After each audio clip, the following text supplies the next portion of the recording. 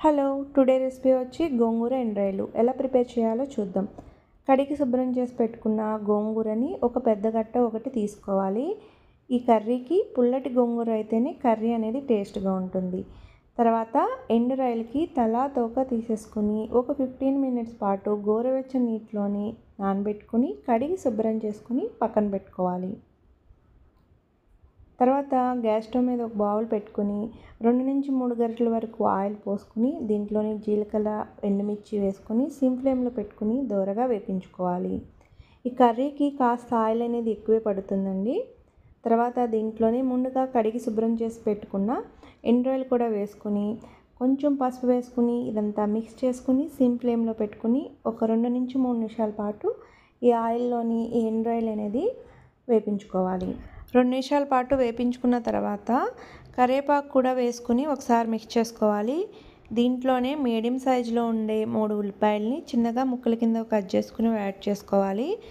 ఈ కర్రీకి పచ్చిమిరపకాయ ఫ్లేవర్ అనేది బాగుంటుంది కాబట్టి పచ్చిమిరపకాయలని చీరికల కింద కట్ చేసుకున్నవి 4-5 వేసుకోవాలి. తర్వాత ఇదంతా మిక్స్ చేసుకుని మీడియం ఫ్లేమ్లో పెట్టుకుని ఒక 2 నిమిషాల పాటు వేపించుకున్న తర్వాత అప్పుడే దంచుకున్న అల్లం వెల్లుల్లిపాయ పేస్ట్ని ఒక 1 స్పూన్ వరకు వేసుకోవాలి. వేసుకున్న తర్వాత ఇదంతా ఒకసారి మిక్స్ చేసుకుని ఉల్లిపాయలు అనేది పచ్చిదనం పోయి అల్లం వెల్లుల్లిపాయ పేస్ట్ కూడా పచ్చిదనం పోయి ఉల్లిపాయలు ఈ విధంగా మెత్తబడేంత వరకు ఉడికించుకోవాలి. ఈ విధంగా మెత్తబడిన తర్వాత కడిగి శుభ్రం చేసుకున్న గోంగూర కూడా వేసుకుని మూత పెట్టుకుని మీడియం ఫ్లేమ్లో పెట్టుకుని గోంగూర అనేది ఈ విధంగా మెత్తబడేంత వరకు ఉడికించుకోవాలి.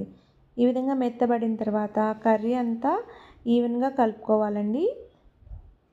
ఈ విధంగా కలుపుకున్న తర్వాత దీంట్లోని కర్రీకి సరిపడా ఒక 1 స్పూన్ వరకు ఉప్పు, ఒక 1/2 స్పూన్ వరకు ధనియాల పొడి, 1 స్పూన్నర వరకు కారం వేసుకుని ఇదంతా ఒకసారి కలుపుకోవాలి. నార్మల్ కర్రీ కన్నా ఉప్పు కారం అనేది పులుపు కాబట్టి కాస్త ఎక్కువే పడతాయి.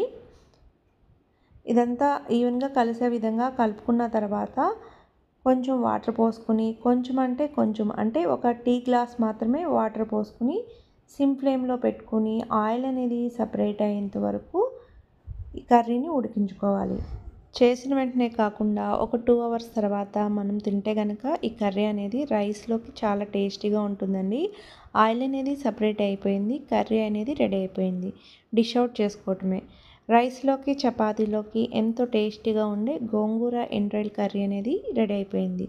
మీకు ఈ వీడియో నచ్చినట్లయితే లైక్ చేయండి, సబ్స్క్రైబ్ చేయండి. ఎలా ఉందో నాకు కామెంట్ చేయండి. Thank you for watching.